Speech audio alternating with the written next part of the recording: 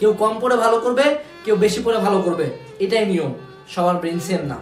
এখন আমি নিজেকে প্রচুর পরিশ্রমী বলে মনে করি এবং এটা নিয়ে আমি খুব গর্ব করি, খুব অহংকার করি যে আমি পরিশ্রমী, এটা আমার বিশাল বড় অহংকার। এখন আমি 7 দিনে 16 বার বায়োলজি বই শেষ করছি, এটা নিয়ে অনেক হাসাহাসি হয়েছিল। সো একটা ছক বানানো ছিল, যারা প্রি মেডিকেল কোর্স করতেছিল ওটা কোষীয় অঙ্গাণুর একটা ছকের কথা ছিল। সো আমাকে রাশেদ ভাই স্টুডেন্ট, রাশেদ ভাই আমাকে বলছিল যে একটা কোষীয় অঙ্গাণুর ছক বানাবা। কেমন ছক? যে ছকটাতে কোষীয় অঙ্গাণুর নাম, তারপরে তার অপর নাম, তারপরে তার কাজ, তারপরে তার হলো বৈশিষ্ট্য, তারপরে তার সংখ্যাগত তথ্যগুলো থাকবে, অন্যান্য তথ্য। এটা বিশাল বড় ছক হওয়ার কথা।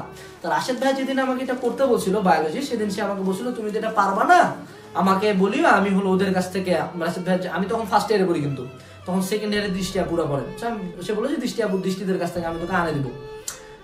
তখন আমার লাগে গেল গায়ে যে ভাই আমি কেন পারবো না, কি হয়েছে, ও ফির কি এমন আছে, আমি কেন পারবো না। ওই দিন রাশেদ ভাই যাওয়ার পর থেকে সে 2 দিন পরে আসছে, ওই 2 দিন পর্যন্ত দিনের রাত আমি ওই কাজ করছি। এবং আমি জানি যে ওই ছক করতে মানুষদের 7 দিন টাইম লাগে না, ভাইয়া বলে গেছে। আমি 2 দিনের মধ্যে জিনিসটা করে গেছি। এন্ড ছকটার দিকে একটু তাকাবা, এটা কিন্তু আমার পুরাতন, এই যে দেখো এত পুরাতন যে রং চটে গেছে, এটা আমার কাছেও ছিল না।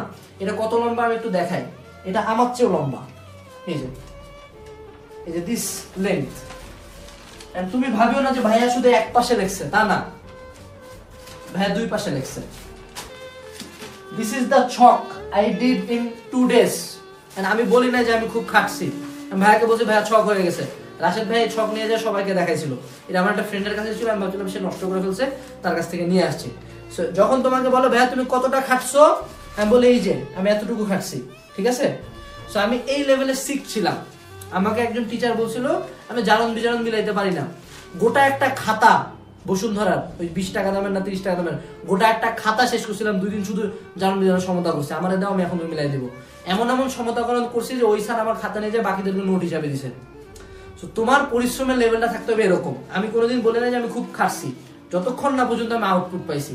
আমার কোনো এরকম নিয়ম ছিল না যে আমি এইটুক করছি অনেক পরিশ্রম হয়ে গেছে, না। আমি যদি মারা যাই ঠিক আছে, মরবো, বাট পরিশ্রম করে মরবো। আমাকে যতক্ষণ পর্যন্ত মানুষের কথাটা বলতে পারি না, ওটা পারে দেখাবো, তারপর হবে কথা।